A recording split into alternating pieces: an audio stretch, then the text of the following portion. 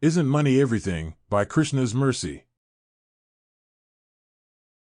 श्री रघुबीर प्रताप ते सिंधु तरेपा सान ते मतिमंद जे राम तजी भजें जाय प्रभु आन. Quote, as Rama has the potency to make stone float on the ocean, only a stupid person would abandon worship of Rama and go to another god. Dohavali, 129. Let's be honest. You can talk about renunciation all you want. You can say that you are trying to be free of attachments, that you don't want to swell from the gains and lament over losses. You might try to artificially reduce your standard of living. You start downsizing. You try to become a minimalist. The thing is, it always comes down to money. At the end of the day, that is what every person wants. Money is everything. We need it to survive. You can never have enough. Just when you think you are set, that you are comfortable enough to feel safe and secure, the politicians go and ruin everything. After stealing an election in broad daylight, they send the tax dollars overseas. Under the pretense of protecting a foreign country's borders, they funnel money to their corrupt projects. It is in blatant defiance of the will of the people. The result is financial calamity, to the point that people start running to the bank to withdraw their money. This is a roundabout way of saying that money is the most important thing to people. How are you going to convince them otherwise? How can you expect them to follow God, to take up bhakti yoga, when they are desperate for survival?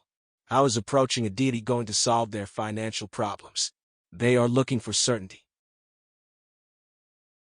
Let's take the hypothetical situation of a person who wants to generate endless wealth. They want it to appear magically. Sort of like an ATM machine that dispenses cash on demand from an account whose balance never diminishes. Like alchemy without the effort, turning worthless materials into gold. To that person we introduce a concept. We tell them that there is this magical event that can take place. From overseeing a plot of land, a vast amount of water will be dropped from the sky. From that water dropping, the dry and barren land will start producing huge quantities of food. Enough for an entire village to eat for a year. The same process repeats. That is to say, once the harvest is complete, the land will produce a similar yield in the future. The same rain will arrive, shower its blessings, and serve everyone to a satisfactory level. The entire economic problem will be solved. The reality is that the situation already exists. To those with a poor fund of knowledge, it is a miracle from the heavens. Rain pours down. The water comes in contact with seeds that are within the earth. Mix in some sunlight and patience, and eventually you have food to eat. No money had to be exchanged. No machine had to be purchased. This means that the people who inherit the earth are already wealthy. They start from that position. Poverty is an artificial creation, due to interaction within society and a clash of desires. There is already ample supply available for everyone to consume, without scarcity. As there is already abundance, are people happy? Are they content? Are they blissful? Do they survive a single day without relying on intoxicants?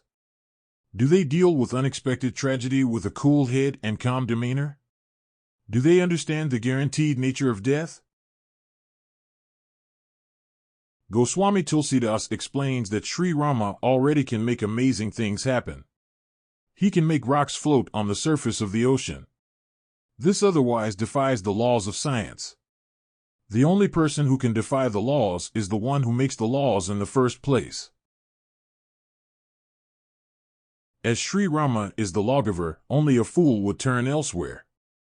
With an abundance of yield available with minimal effort, who would intentionally suffer so much to increase false prestige? Who would put the satisfaction of others over the interests of Rama?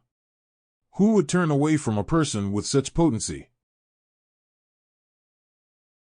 More important than wealth is an engagement. People need something to do. Otherwise, they will be depressed. They will be sad. They will feel hopeless. Despair will take over. Their bank balance could be too large to accurately print on a sheet of paper. The interest accumulated on a yearly basis is more than the average person earns in a lifetime. If Rama can make rocks float on the ocean, he can turn a hopeless person into a blissful one. He can give an active engagement. He can give meaning to life. Worshipping Rama is that engagement. It is not only something to do, but it is the best way to work. In closing,